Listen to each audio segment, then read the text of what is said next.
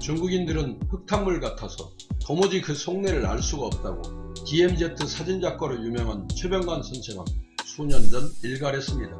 지금부터 128년 전 미국의 선교사 아더 핸더슨 스미스는 중국인의 특성을 저술하여 중국인 논란에 불을 지폈는데 22년 동안 중국 대륙을 체험하며 그의 머리와 가슴에 각인된 중국인들의 행태가 한 세기를 훌쩍 넘긴 오늘의 현실과도 너무나 일치하는 점이 많아 놀라움을 자아내고 있습니다.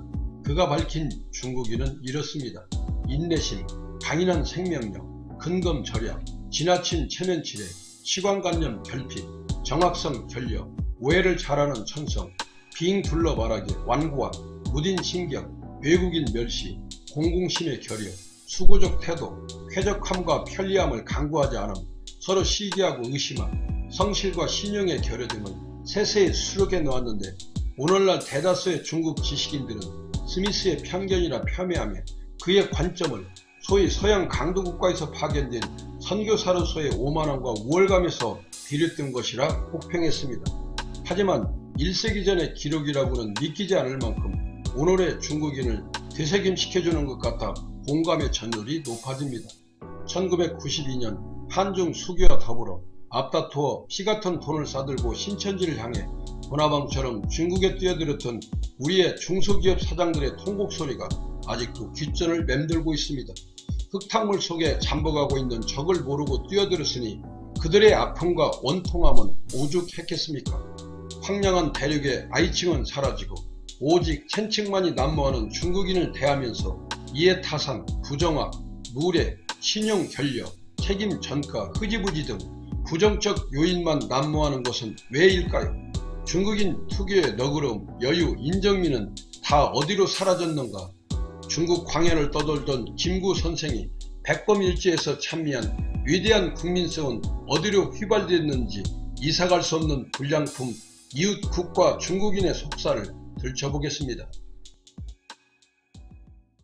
2016년 대만의 SNS에는 한 장의 사진이 올라왔습니다. 중국 유커가 대만의 한 공중화장실에서 세면대에 발을 올려놓거나 아이를 씻기고 있는 사진이었습니다. 심지어 세면대에는 깨질 위험이 있으니 세면대에 발을 올리지 말아달라는 안내문까지 있었지만 중국 관광객에는 쓸모없는 낙서처럼 생각해 버렸던 겁니다.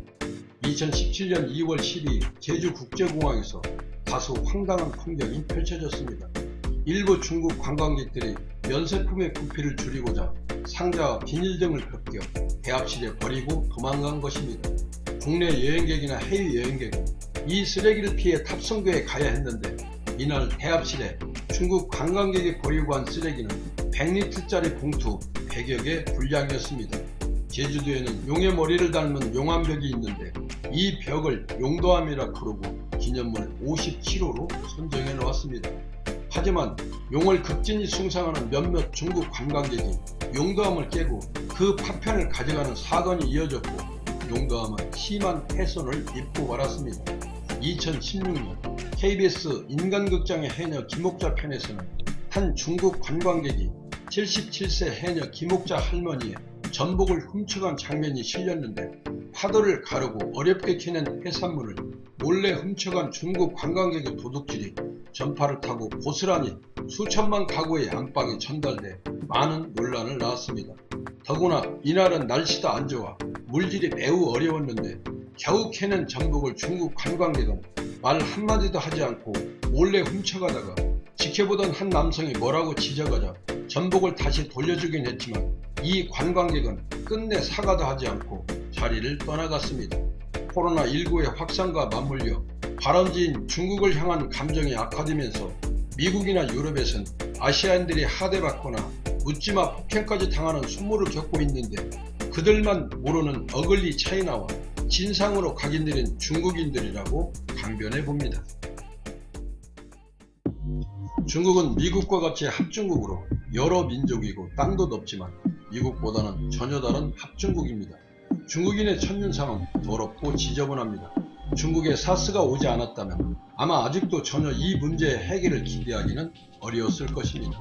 공공의 부분에서는 대대적으로 이 문제를 고치고 있으나 아직도 개인적인 부분이나 보이지 않는 곳에서는 위생 상태는 거의 엉망입니다. 머리를 감지 않아 까치집을 짓고 다니는 중국인들은 보통이고 얼굴은 예쁜데 입냄새가 진동하고 기름이 줄줄 흘러내리는 것을 보면 민망의 임계점을 넘어섭니다. 그들은 지독한 자기중심에 매몰되어 있습니다.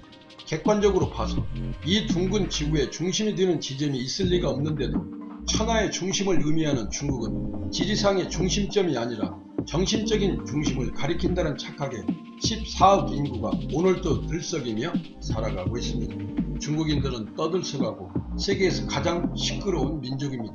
방동 사람이나 동북 사람들의 목소리는 가히 가공할 만합니다. 두 사람의 광동 사람이 큰 소리로 말하고 있었는데 옆에서 지켜보던 미국인이 두 사람이 싸우고 있는 줄 생각하여 경찰에 전화를 걸어 경관이 그들에게 묻자 그들은 이렇게 말했다고 합니다. 아니요, 우리는 소곤소곤 이야기하고 있을 뿐인데요. 정말로 그들은 주위 사람들을 고려하지 않습니다. 중국에는 이런 속담이 있다고 합니다. 한 사람의 스님이 있으면 두 통의 물을 짊어지고 온다. 두 사람의 스님이 있으면 두 사람이 한 통의 물을 짊어지고 온다. 세 사람의 스님이 있으면 마실 물은 한 방울도 얻을 수 없다고 합니다. 팀워크 세포가 결여되어 있는데 스포츠 강국 중국이 유독 축구에서는 맥을 못 추고 있는 것이 이를 증명해주고 있습니다. 핑계 없는 무덤이 없다고 했는데 중국인의 핑계는 가공할 만하다고 합니다. 늦잠 자서 늦는 것도 본인이 잘못한 게 아니라고 생각할 정도로 핑계의 귀신들이라고 합니다. 그리고 그들은 절대로 사과하는 일이 없습니다. 사과는 먹을지언정 말입니다.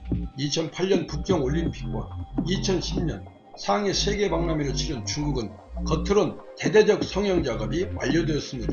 그러나 매너와 정신문화는 후진국과 어깨를 나란히 하고 있음에 세계인들은 G2국가 중국을 강대국으로는 볼지언정 그 이상의 점수는 매기지 않고 있다고 확신해 봅니다. 친환경 올림픽을 표방한 2022년 베이징 동계올림픽이 요란한 파열음을 남겨주고 정합볼이 쓸쓸하게 꺼졌습니다. 바이애슬론 경기가 펼쳐지는 장가구나 겨울철 원래 눈이 오지 않는 지역임에도 100% 인공눈으로 채우며 철원의 경기를 펼쳤는데 급냉시킨 인공눈으로 인해 설질이 미끄러워 선수들 낙상이 끊이지 않았고 1억 명이 먹을 수 있는 물로 인공눈을 만들었기에 친환경 올림픽과는 거리가 멀어도 너무 멀었다는 것을 지적하지 않을 수가 없게 됐습니다. 게다가 북경에서 100여 킬로미터 떨어진 장가구는 원래 겨울철 가뭄이 심하기로 유명한 곳이라 시민들이 겪었을 식순환 또한 올림픽을 치러내느라 만만치 않았을 것으로 사료됩니다. 베이징 동계올림픽이 가장 자랑할 수 있는 것은 전 세계가 공인하는 편파 판정이었을 겁니다. 한국의 황대현 선수와 이준서 선수는 준결승전에서 각조 1, 2위를 기록했는데 실격 처리되었고 결승전에서 1위를 통과한 헝가리 선수도 메달을 보동받았습니다. 중국 선수가 헝가리 선수의 팔을 잡아당겼는데 페널티는 정작 헝가리 선수가 받았습니다. 혼성 계주에서는 중국팀이 동료를 터치하지도 않았는데 결승에 올라 금메달을 따냈습니다. 저질 빙판은 이번 올림픽의 수준을 보여주었습니다. 쇼트트랙 한국팀에서 여러 명이 넘어졌고 세계 랭킹 1위도 엉덩방아를 찍고 말았습니다. 개막식에서 등장한 한복은 한국과 문화 충돌을 일으켰고 불공정 편파 논란은 불공정에 민감한 한국 청소년 세대의 분노를 일으켰습니다. 그래도 우리 선수들은 끝까지 평정을 잃지 않고 스포츠 정신을 발휘하여 금, 은, 동에 9개의 메달을 거머쥐며 당당히 14위로 태극기를 휘날렸습니다. 중국은 올림픽을 통해 중화 굴기를 과시하려 했습니다. 하지만 오히려 민낯과 무능을 드러내며 중국이 중국했다는 조롱만 사고 말았습니다. 한국 선수단은 끝까지 최선을 다해 스포츠 정신이 무엇인지를 보여주었습니다. 치졸한 상대에게는 그게 가장 아픈 법이라고 코스모스 메아리가 희망의 봄기운에 메아리쳐 봅니다.